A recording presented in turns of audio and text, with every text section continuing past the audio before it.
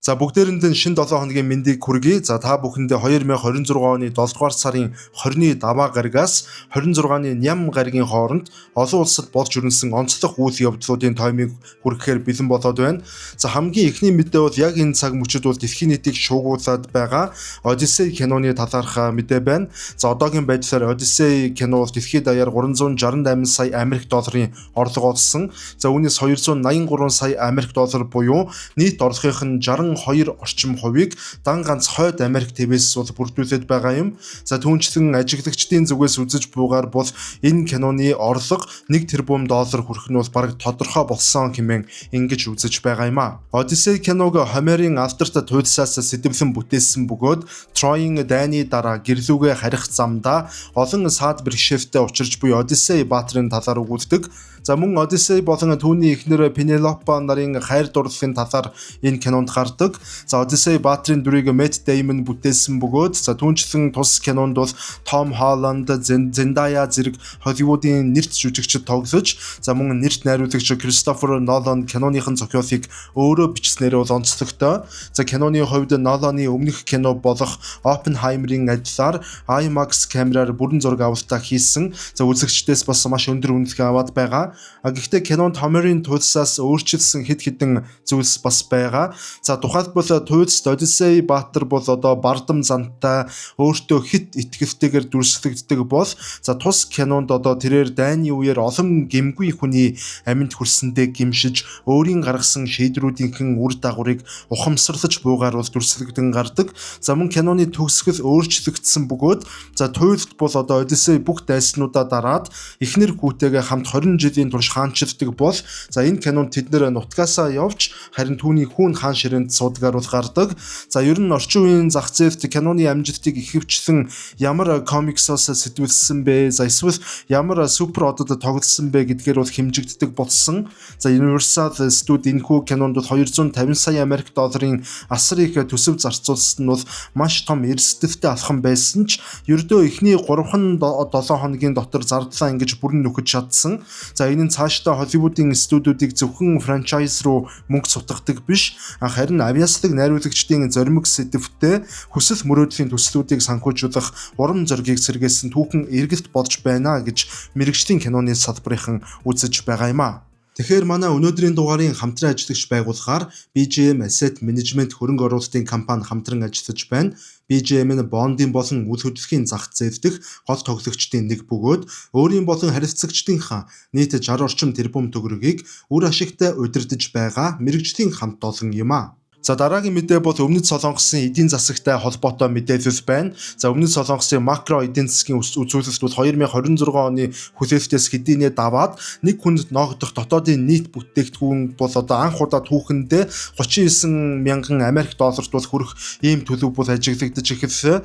За Өмнөд Солонгосын сангийн яам болон Төв банк за түүнчлэн үндэсний статистикийн газрын мэдээлэлд үндэслэлсэн сүүлийн үеийн таамаглалаар тус улсын нэг хүнд ногдох дотоодын нийт бүтээгдэхүүний хэмжээ 39,164 Америк доллар хүрэх яг ийм тооцоолол бол гараад байна. За энэ өмнөх оны мөн үетэй харьцуулахад бол 7.6% буюу 2,760 Америк доллараар өссөн үзүүлэлт бөгөөд за 2021 оноос хойш тус улсад ажиглагдаагүй ийм огцом өсөлт тохиолж байна. Энэхүү эдийн засгийн огцом сэргэлтийн ард дэлхийн технологийн зах зээл дэх санах хойно чип буюу бид бүхний сайн мэддэг memory chip экспортын голлох тесрэлт одоо хамгийн чухал үүргийг гүйцэтгэж байна. Хиймэл оюун ухааны дэд бүтцийн хөрөнгө оруулалт дэлхийд даяар ирчимжиж байгаа нь өндөр багтаамжтай санах хойно чипний эрэлтийг тэр хэмжээгээр нэмэгдүүлж Samsung Electronics болон SK Hynix зэрэг технологийн аваргуудын ашигын маржин бол түүхэн дээдсэгтэй бол хүрэж байгаа юм. За түүнчлэн макро эдийн засгийн таатай орчин тэр дундаа Өмнөд Солонгосын вон болон Америк долларын ханшийн тогтвортой байдал нь дотоодын нийт бүтээгдэхүүнийг ам доллараар илэрхийлэхэд бол эргээр нөлөөлж байна. За хэдийгээр Өмнөд Солонгосын эдийн засаг одоо эрг үзүүлэлттэй байгаа боловч бүс нутгийн шууд өрсөлдөгч болох Тайваны эдийн засгийн хурдтай өсөлт нь Сөүлийн бодлого боловсруулагчдын анхаарлыг бол маш ихээр татаж байгаа. Олон улсын валютын сан болон бусад байгууллагуудын тооцоололоор бол Тайваны нэг хүнд ногдох дотоодын нийт бүтээгдэхүүний хэмжээ 2026 онд 42 мянган доллароос 45 мянган Америк долларт хүрч Солонгосоос одоо хамаагүй өндөр үзүүлэлттэй гарах ийм төлөвтэй байна. За энэхүү эдийн засгийн зөрүү нь хоёр орны технологийн салбарын бүтцийн ялгаатай байдлаар бол ерөнхийдөө тайлбарлагдаж байна. Өмнөд Солонгосын хувьд санах хойно чипний масс үйлдвэрлэлтэд тулгуурладаг бөгөөд энэ нь зах зээлийн үнийн савлгаанд бол маш мэдрэмтгий, мөн цаг үеийн мөчөлгөөс шууд хамааралтай байдаг бол Тайваны хувьд харин TSMC зэрэг компаниудаар удирдуулсан захиалгат болон системийн хагас дамжуулагч үйлдвэрлэлт төвлөрдөг. Энэ нь ямар учиртай вэ гэхээр үнийн хэлбэлцэлд харьцангуй бага өртдөг, мөн илүү тогтвортой экосистемтэй гэж ингэж хэлж болно. Өмнөд Солонгосын хувьд нэг хүнд ноогдох дотоодын нийт бүтээгдэхүүний хэмжээ 39 мянган Америк долларт хүрсэн нь бол хөгжингүй орнуудын дунд эзлэх байр сууриа дахин баттгсан чухал үйл явдал болж байна гэж ингэж дүгнж болно. Гэсэн хэдий ч эдийн засгийн суурин зөвхөн хагас дамжуулагчийн экспортоос хэд хараат байгаа нь дунд болон урт хугацаанд бол тус улсад эрсдэл дагуулсан хэвээр байгаа. Мэргэжлийн шинжээчдийн дүгнэж буйгаар бол Өмнөд Солонгос улс цаашаа тогтвортой өсөлтийг хадгалахын тулд санах хойно чипнээс гадна системийн хагас дамжуулагч чипний дизайн зохион бүтээх салбарт нэмэлт хөрөнгө оруулалтыг хийж экспортын багцаа солонгоруулах зайлшгүй шаардлагатай гэж ингэж үзэж байгаа юм. Хэрв тэд ингэж чадвал 40 мянган Америк долларын босхийг давж дэлхийн өндөр технологийн эдийн засгууд дунд бол урт хугацааны тэргүүлэл манлайлал гэж хадгалах бүрэн боломж бүрдэх юм а. Дараагийн мэдээ бол шууд ойрхон орнын бүс нутагтай холбогдож байна. Йеменийн нутаг дэвсгэрт байрлах Хусит зэвсэгт бүлэглэл бол Саудын Арабын эсрэг далайн тээврийн бүрэн хориг арга хэмжээ зарласнаа бол аль биесээр илэрхийллээ. Гэхдээ энэ зөвхөн хоёр орны хоорондох хил хязгаарын мөрөлдөөний асуудал бол нэгэнт байхаа бодж эхлээд байна. Геополитикийн яг нарийн задлан хийдэг шинжээчдийн нүдээр харах юм бол Хуситчуудын энэхүү алхам нь ойрхон орнын бүс нутгийн хүчний тэнцвэр, дэлхийн эрчим хүчний нийлүүлэлт, цаашлаад их гүрнүүдийн логистикийн гол судсыг атгах гэсэн гео эдийн засгийн боомлолтын маш ноцтой алхам юм а гэж ингэж дүгнэж байна. Хуситуудын зарласан далайн хориг нь газар зүйн хувьд дэлхийн хамгийн эмзэг цэгүүдийн нэг болох Улаан тэнгис болон Аданы буланг холбдог Баб-эл Мандебын хоолойд төвлөрч байгаа юм. Дэлхийн далайн тээврийн 12-оос 15 орчим хувь. Тэр дунд Аз болон Европыг холбосон эрчим хүч, өргөн хэрэглээний барааны хамгийн дөт зам энэ хоолоогоор ерөнхийдөө дайран өнгөрдөг. Саудын Арабын баруун эрэг тэр чигтээ Улаан тэнгистэй бас хэлэлдэг. Тэдний газар нутгийн газрын тосны экспортын маш их хэсэг мөн дотоодын хэрэглээний импортын бараа бүтээгдэхүүн тэр чигтээ шахуу энэ замаараа дамжин орж ирдэг. Хуситууд энэхүү усан замыг онцлсноор Саудын Арабын эдийн засгийн амин судсанд шууд занал хийж байна гэсэн үг. Түүнчлэн Саудын Арабын угсаа залгамжлах хунтайж Мохаммед бин Салманы гол зорилго нь Саудын Арабыг газрын тосны хамаарлаас гаргаж гадаадын хөрөнгө оруулалт аялал жуулчлал технологийн төв болгох ийм асар том амбицтай байгаа. Үүнийгээ тэрээр бол неон төсөл буюу Алсын хараа 2030 хэмээн нэрлэж байгаа. Гэхдээ эдгээр мега төслүүдийг хэрэгжүүлэхийн тулд Сауди Арабид бүс нутгийн мөнөмсгүй тогтворгүй байдал нэн шаардлагатай байна. Хуситууд яг энэ цаг эмзэг цэгийг мэдэж байгаа учраас далайн хоригийг зарлаж хөрөнгө оруулагчдын айдсыг төрүүлэх замаар Сауди Арабын эдийн засгийн голлох мега төслүүдийг бол саатуулах, эсвэл улс төрийн хэдэлцээрийн ширээнд өөрсөддөө ашигтай нөхцөл тулгах хамгийн том хөшүүрэг болгон ашиглаж магадгүй байна. Гэхдээ Хуситууд хэдийгээр бие даасан тоглогчид мэд харагдаж байгаа боловч шинжээчдийн хувьд энэ бол Ираны эсэргүүцлийн тэнхимлийн стратегийн салшгүй нэг хэсэг хэмээн Хуситуудыг үздэг. Иран улс өөрийн газар нутгаас нэг ч сум тавихгүйгээр Йемен дэх өөрийн төлөөллийн буюу прокси бүлэглэлээр дамжуулан ойрхон оронд хамгийн том өрсөлдөгчөө боомлж байна. Энэ нь нөгөөтэйгүр Америк нэгдсэн улс болон барууны холбоотнуудад өгч буй дохио гэж бас хэлж болно. Хэрв та нар бидний эрх ашигыг хүндвэл бид нар ойрхон орнын логистикийг цаашлаад дэлхийн эдийн засгийг гацааж чадна шүү гэдэг ийм прагматик байдлыг бол практик дээр батлан харуулж байгаа хэрэг юм. Мөн Хуситуудын зарласан энэхүү хориг нь зүгээр нэг тийм зэвсэгт мөргөлдөөн биш, харин глобалчлагдсан нийлүүлэлтийн сүлжээ хичнээн хэврэг болохыг харуулсан геополитикийн шалгуур гэж бас нэг талаараа харах нь зүйтэй. Энэ хориг урт хугацаанд хэрвээ үргэлжлэх юм бол дэлхийн тээврийн даатгалын үн ногдсон өсөж, худалдааны хөлөг онгоцнууд Африкийг бүтэн тойрж сайн этгэлтийн хушуугаар тойрох тийм урт бөгөөд өндөр өртөгтэй замыг сонгохоос өөр аргагүй байдалд хүрнэ. Энэ эцсийн дүндээ дэлхийд даяар инфляцийг хөөрөгдөж, энгийн хэрэглэгчдийн халааснаас тэр бүх зөрүү төлөгдөх эдийн засгийн сүүдрийн дайны хурц хэлбэрийг бол үүсгэх юм а. За дараагийн мэдээ бол Америкийн нэгдсэн улсын зэвсгийн үйлдвэрлэлийн тэргүүлэгчдийн нэг болох Lockheed Martin компани за Patriot системийн амдан устгах пуужингуудыг за хямд хувилбарыг нь одоо үйлдвэрлэхээр болсон талаарх ийм ноцтой бөгөөд сонирхолтой мэдээ байна.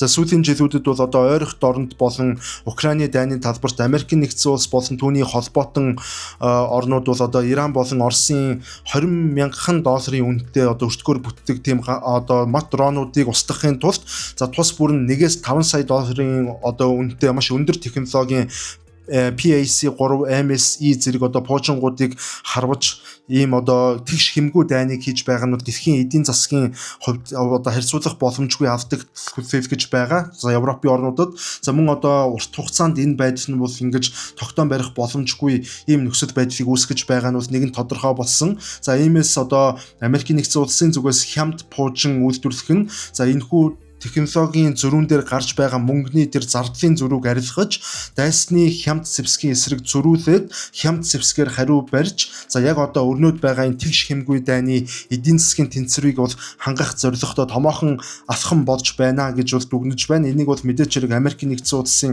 батлан хамгаалах яам одоо энэ асуудалд бол оройлон оролцож байгаа гэдэг нь бол хэн бүхэнд тодорхой харагдаж байгаа. Энэхүү алхам нь зөвхөн санхүүгийн хэмнэлтээс гадна массын үйлдвэрлэл буюу сумны нөөцийг нэмэгдүүлэх амин чухал ач холбогдолтой. За нарийн технологи шаарддаг үнэтэй пуужингуудыг бол жилд хязгаарлагдмал тоогоор үйлдвэрлэдэг бол хямд хувилбарыг бол их хэмжээгээр хурдан хугацаанд үйлдвэрлэх нь дайсны одоо тасралтгүй үргэлжлэх дроны сүргийн дайралтын үед одоо галт хэрэгсэл дуусах стратегийн эрсдлийг бол эрс багасгах давуу талтай. За ингэснээр агаарын хамгаалалтын систем илүү ухаалгаар эрэмблэгдэж за тус компани үйлдвэрлэх шинэ хямд пуужингуудыг энгийн дрон болон далавчид пуужинд ашиглах бол харин сая долларын үнэтэй өндөр технологийн пуужингуудыг зөвхөн дуунаас хит хурдан эсвэл төв алгасах баллистик пуужин зэрэг стратегийн өндөр ач холбогдолтой байнуудын эсрэг бол ашиглах юм. За геополитикийн хувьд энэхүү шийдвэр нь дэлхийд даяарх мөргөлдөөний халуун зэвсгүүдэд бол шууд нөлөөлнө. За агаарын давталхоонд өдөр бүр өртөж буй Украины хотуудын хувьд за мөн одоо эрчим хүчний дэд бүтцээ тогтвортой хамгаалах ийм боломж бол одоо нэгдэхээс гадна энэтхэг номхон далайн бүс нутагт хятадын хэдэн 10 мянгаар тоологдох пуужингийн нөөц баазын эсрэг зогсоход за Америкийн нэгдсэн улс болон түүний холбоотнуудад бол яг ийм хямд бөгөөд маш олон тооны амдан устгагч одоо пуужингууд бол усаагаар мэт ийм шаардлагатай хэвээр байгаа. За эцсийн дүндээ Lockheed Martin-ы энэхүү алхам нь бол 21-р зууны сүүдрийн дайнд хамгийн өндөр технологитой нь биш харин хамгийн бага зардлаар маш олон сум үйлдвэрлэж стратегийн төвчээр гаргаж чадсан явдгаа гэх юм орчин үеийн зэвсэгт мөргөлдөөний шинэ философиг бол аль бие ёсоор батлан харуулсан үйл явдал болж байна. За дараагийн мэдээ бол Никарагуа улсын ерөнхийлөгч Даниэл Ортега болон түүний гэргий дэд ерөнхийлөгч Розарио Мурило нар за тус улсад бол дахин ямар ч сонгуул явагдахгүй болохыг ингээд одоо аль бие ёсоор мэдгдсэн талаарх мэдээ байна.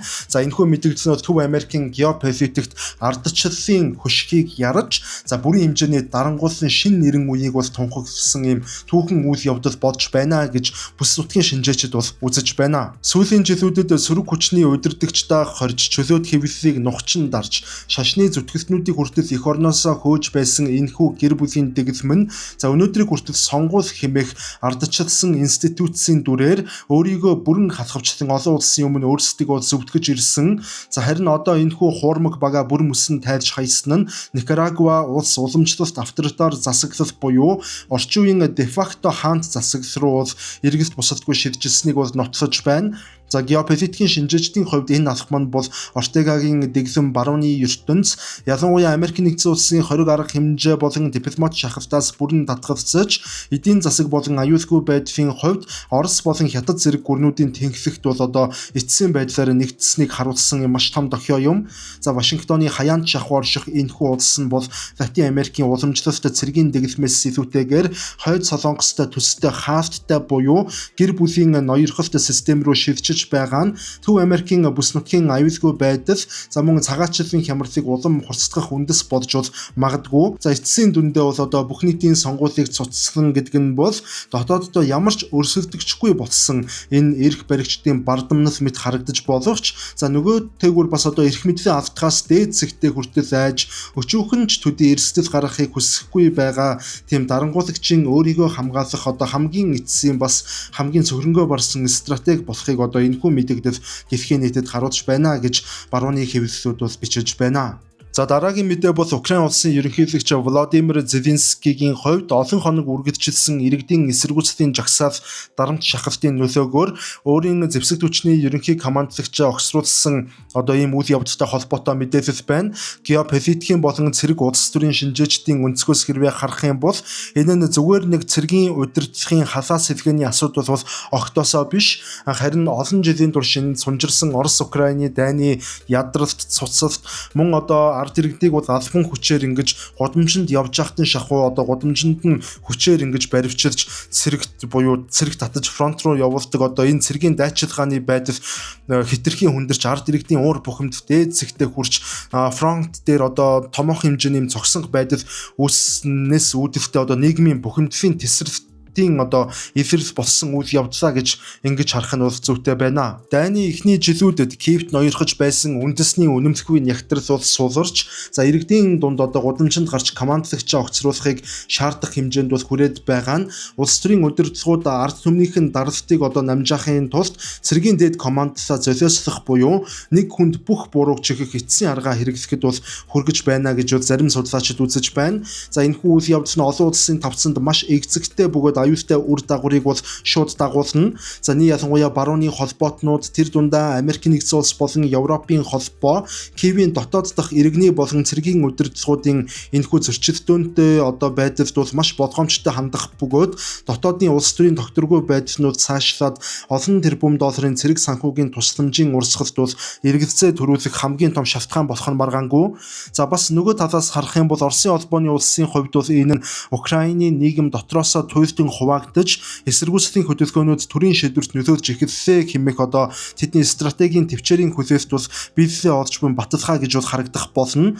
Эцсийн дүндээ гудамжны жагсагчдын шахалтаар дайны ерөнхий командлагчаа огцруулсан бол Украины дотоод дахь эрх мэдлийн тэнцвэрүүд алдагдаж фронтын шугамаас илүүтэйгээр арын албанд улс төрийн оршин тогтнохын төлөөх цоошин тэмцэл Украины дотоод нийгэмд эхэлсэнийг бол дэлхийн нийтэд зарласан геополитикийн ийм түүхэн эргэлтийн мэдээ болж хувирч байх шиг байна. Тэгэхээр контентын дундуур та бүхэндээ товчхон зарц сурталчилгааны маягтай зүйл хэлэхэд миний орчуулсан манай сувгийн зүгээс нэрхлэн гаргасан Адольф Гитлерийн миний тэмцэл ном маань бас худалдаалагдсаар байгаа гэдгийг бол дуулгахад таатай байна.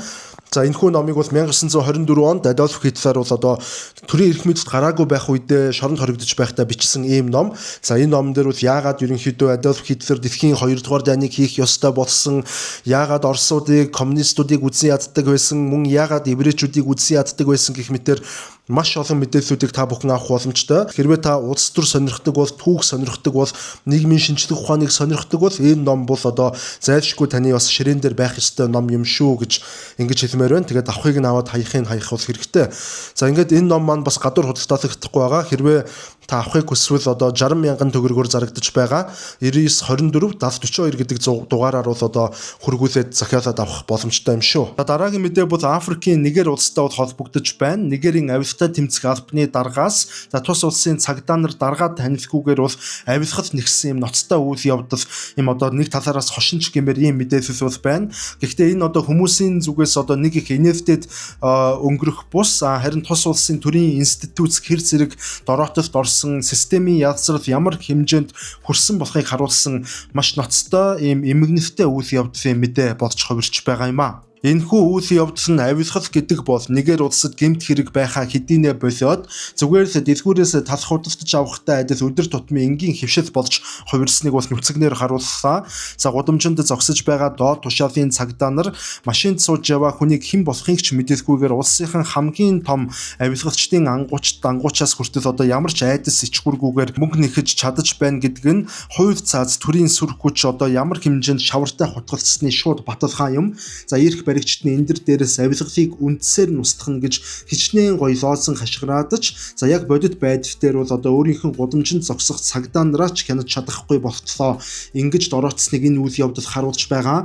Хамгийн ноцтой нь авилгатай тэмцэх газрын даргыг зогсоож азгүйцсэн тэдгээр цагдаа нар өнөөдөр хэдийгээр баригдсан боловч яг энэ цаг мөчид мянган энгийн иргэд тэрхүү дүрмт хувцастай дээрэмчдэд бол халаасаа ухуулж дарамтлуулсаар байна. Энэхүү баривчилгаан бол авилгатай хийх нийт тэмцэл амжилттай яваагийн эвсрэл бол огтоосоо биш, харин нийгэм нь бүгдээ ядуурч хууль сахиулагчид нь хүртэл хахуул авахгүйгээр амьдрах боломжгүй болцсон юм систем нь завхарч төрийн албат нь одоо ард түмнээ сааж амьдрдаг юм дээрмийн сүлжээ болон хувирсныг дэлхийн нийтэд ив тодор зарласан ийм одоо шившигтэй бөгөөд аимшигтай үйл явдал бодож байгаагаараа инээдтэй биш харин нэмэгнэлтэй байгаа юм аа. За дараагийн мэдээ бол шууд Франц улстай холбогдож байна. За Франц улс нь Европын холбооны улсуудын дотроос анх удаага 15 насны одоо нас хүртэлх хүүхдүүдийн сошиал медиа хэрэглээг бол хуулиар хоригдсан одоо ийм улс бол болж хувирлаа. Гэхдээ энэ шийдвэр нь одоо гадна талаасаа бол хүүхдүүдийн ирээдүйг аварч байгаа мэт тийм баатарлаг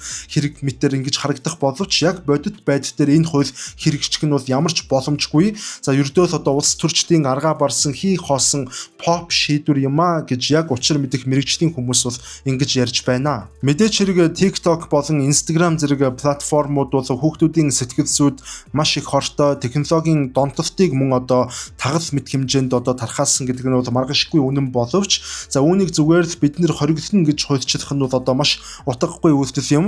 За учир нь гэвэл өнөөдрийн 15 настай хүүхдүүд бол одоо энэ хуулийг санаачлан батлан суугаад тэдгээр 60 гаруй настай улс төрчидтэй харьцуулахад технологийн хувьд хэд дахин илүү ухаалаг бөгөөд за VPN ашиглах, за мөн төрсэн он сар өдрөө худлаа бүртгүүлэх хурамч хаяг нээх зэрэгээр бол төрийн энэхүү хоригийг бол хурууны үзүүрээрээ л одоо өлхөнд аваад гарчихна гэж бол мэрэгчлэнүүд ярьж байна. Өнөөдөр бүгд найрамдах хятад ард улс бас яг үнэхээр хянаж чадаж байгаа юу, хоригдож чадаж байгаа юу, TikTok ч юм уу эсвэл Facebook, Instagram гэж асуух юм бол үүнд хариулахад бол нэлээд эргэлзээтэй.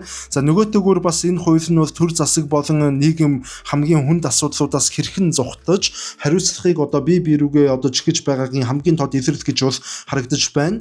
Хүүхдүүдээ юу үзэж байгаад хяналт тавих эцэг эхийн хариуцлага, за мөн хүүхдийг зориудаар донтолтонд автуулах үс алгоритм бичлдэг технологийн аваргуудын бурууг за засгийн газар зүгээр л нэг чи үзэж болохгүй гэсэн тийм цаасаар аргацаах гэж оролдож байгаа талаар бол маш их шүүмжлэл Франц даяар газар авч байна. За эцсийн дүндээ Францын энэхүү хориг нь бол дижитал эрх үеийн асуудлыг бол хуучинсаг коммунист даргаар бол одоо хориглож шийдвэрлэх гэсэн тийм маш залхуу оролцох бөгөөд амьдрал дээр хэрэгжихээсээ илүүтэйгээр улс төрчдийн хувьд бол бид нар хүүхдүүдийн төлөө ямар нэгэн зүйл хийсэн шүү дээ гэж өөрсдийгөө тайвшруулах, за сонгогчдод таалагдах гэсэн хямдхан PR болон ингэж хувирч байна гэж иргэд маш их дургуутсалтай байгаа юм байна. За дараагийн мэдээ бол одоо энэтхэг улстай холбогдож байна. За энэтхийн нийгэм улс төрийн нэрт идэвхтэн боловсролын шинжлэгч Соном Ванчук 26 хоногийн турш үргэлжилсэн усан өлсгөлөнгөө аль бие ёсоор зогсоож байгаагаа за 7 дугаар сарын 24-ний өдөр бол мэдэгдлээ. Тэрээр Нью Дели хотын захад орших Гурugram дахь одоо Меданта гэдэг эмнэлэгт бол энэтхийн засгийн газрын төлөөлөл за тухайлбал эрүүл мэндийн сайд JP Nada болон за сайд Jitendra Singh нартай бол уулзах үеэрээ өөрийнх нь өдсөглөн аль биесээр зогсоох болсон талаараа олон улсын хэвлэлүүдэд бол мэдээлсэн байна. Соном Ванчук нь 59 настай бөгөөд энэтхийн боловсролын систем тэр дундаа сүүлийн үед тус улсыг дөргиож байгаа шалгалтын материалын хулгай болон боловсролын салбар дахь авилгалын эсэргүүцэлд нэгдэж 6 дугаар сарын 28-ны өдөр өдсөглөн зарлаж эхэлсэн. За түүний энэхүү тэмцэл нь энэтхийн залуучуудын одоо тэргүүлэн эхлүүлсэн Cockroach Hunter Party хэмээх одоо хөдөлгөөнийг дэмжсэн үйл явдал байсан юм. За энэхүү хөдөлгөөн нь анх цахим орчинд эвлэглэл шок хэлбэрээр эхэлсэн боловч сүүлдээ энэтхийн сая залуусын боловсролын системийн тэгш бус байдал болон авилгалын эсрэг маш хүчтэй эсэргүүцлийн цуглаан болон үндэстэн даяар өргөжсөн. За жагсагчид болон Ванчукийн гол шаардлага нь нэгдүгээрт гэвэл боловсролын реформ байсан бөгөөд сүүлийн үед гарсан ангаах ухааны их сургуульд эвсэх NEET шалгалтын материалын хулгайн хэргийг бол үнэн зөвөөр шуурхай шалгаж хариуцлага тооцохыг шаардсан. За түүнчлэн энэхүү асуудалд хариуцлага автсан хэмээн энэтхийн боловсролын сайд Dharmendra Pradhanыг огцрохыг шаардсан байгаа юм. За ингээд тэрээр өлсгөлэн зарлаж эхэлсэн бөгөөд нийтдээ 11 орчим килограмм жин хайж хүчээр эмнэлэгт хүрэгдээд байсан. Харин тэрээр одоо өөрийн X платформ дахь цахим хуудасаараа дамжуулан өлсгөлөнгөө зогсоох болсон шалтгаанаа бол тайлбарлсан. За ямар шалтгаантай байсан бэ гэвэл засгийн газартай олон төрлийн нөхцлөөр урт хугацаанд бол одоо хэвлэлцээр хийсний эцэст за мөн одоо улс орон даяар эсэргүүцлийн жагсаал хүчирхийлэлт шилжиж болцсошгүй нөхцөл байдал үүсэж байгааг харгалзсан үзээд өөрийн өлсгөлөнгөө зогсоож байна хэмээн мэдгдсэн. За түүнчлэн түүнийг өсөглөн зарлаж байх хугацаанд бол өөр улс төрийн намуудын нийтдээ 65 орчим парламентын гишүүд түүнийг эмнэлэгт бол эргэж ирэх буюу одоо өсөглөнгөө зогсоохыг бол уриалсан гарын үсэгтээ загтдыг бол илгээсэн нь энэхүү шийдвэрийг гаргахад бол одоо нөлөөлсөн гэж бол мэдэгдсэн. За Ванчукийн өсөглөн болон залуучуудын эсэргүүцэл нь энэтхийн ерөнхий сайд Нарендра Модигийн засгийн газарт маш хүчтэй дарамт болж бас чадсан. За ерөнхий сайд Моди энэ явдлын дараагаар шалгалтын материалыг задруулсан, тэдгээр материалуудыг хулгайлсан альва хэрэгт маш хатуу яд шийдгээд оногдуулах шинэ хуулийн төслийг парламентод бол одоо батлуулахаа амласан. За мөн уг хэргийг төрөвчлсөн шүүхээр шийдвэрлэхээ бол ерөнхий сайд Нарендра Моди бол мэдэгдээд байна. За дараагийн мэдээ бол Өмнөд Солонгосын хит хасалттай холбоотой мэдээлэл байна. За Өмнөд Солонгосын цаг уурын албаныхнаас бол саяхан гаргасан судалгаанууд болон за 113 жилийн цаг уурын өөрчлөлтийн анализ тайлан дүнгээс үзэх юм бол за тус улсын цаг уур бол маш хурдтай өөрчлөгдөж за зуны улирлын хувьд бол өмнөхөөс хамаагүй эрт ихэлж за илүү удаан сунжраад арай хойно ингэж зуны улирал дуустдаг болсон юм албан ёсны мэдээллийг Өмнөд Солонгосын одоо албаны хүмүүс бол мэдэгдлээ. Энэхүү цаг уурын өөрчлөлт зөвхөн хүмүүсийн тав тухтай байдалд нөлөөлөж зогсохгүй нийгмийн эрүүл мэнд, эрчим хүчний сүлжээ болон эдийн засагт томоохон сорилтыг авчирч байна. За Солонгосын цаг уурын 113 жилийн мэдээлэл хийсэн судалгаагаар өнгөрсөн зуунд одоо зуны улирал дунджаар 98 хоног үргэлжилдэг байсан бол сүүлийн 30 жилийн дунджаар бол одоо 123 хоног болж даруй 25 хоногоор уртассан байна. За харин хамгийн сүүлийн одоо 10 жилийн дундаж үзүүлэлтээр зуны улирал бүр 130 хоног үргэлжлэх болсон байгаа юм. За гэтэл үүний эсрэгээр өвлийн улирлын үргэлжлэх хугацаа өмнөхөөс 22 хоногоор богиносон нь дэлхийн дулаараа Солонгосын хойд ямар хүчтэй нөлөөлж байгаагийн хамгийн тод илэрлэл болж байна. За сүүлийн 10 гаруй жилийн одоо цаг уурын мэдээллийг 50 жилийн өмнөхтэй харьцуулан харахад за хит хасалт буюу өдрийн температур Цельсийн 33 градусаас давах үзэгдэл эхлэх хугацаа за орон даяар 10-аас одоо 30 хоногоор эртэж болж за дуусах хугацаа 10 орчим хоногоор мөн хойшилсан болох нь бол батлагдаж байна. За түүнчлэн шөнө хүний бие амарч сэрүүцэж чаддаггүй одоо халуун шөнүүд буюу шөнийн температур Цельсийн 25 градусаас буухгүй байх үзэгдэл бол маш хурдтайгаар нэмэгдсэн юм. За өмнө нь зөвхөн 7 болон 8 дугаар сар тохиолддог байсан энэ үзэгдэл одоо 6 дугаар сараас 9 дугаар сар хүртэл ингэж урт хугацаанд сунжирдаг болоод байна. За үүнд дэлхийн дулаарлаас гадна бас хотчлтын дулаарл буюу асфальт, бетон барилгууд өдрийн нарны элчийг өөртөө шингээж байгаад шөнө нь буцаагаад ялгаруулдаг үзэгдэл хамгийн ихээр бол нөлөөлж байгаа талаар мэрэгжлийн хүмүүс бол ярьцгааж байна. За ингээд өнгөрсөн 7 хоногт олон улсад болж өрнөсөн онцлог үйл явдлуудын мэдээллийг та бүхэндээ хүргэлээ. За та бүхэн хэрэгтэй мэдээлэл авсан гэдэгт найдаж байна. За өнөөдрийн дугаар маань энэ түрээд өндөрлөж байна. Дараа 7 хоногт иргэн уулзтлаа. Түр баярлалаа.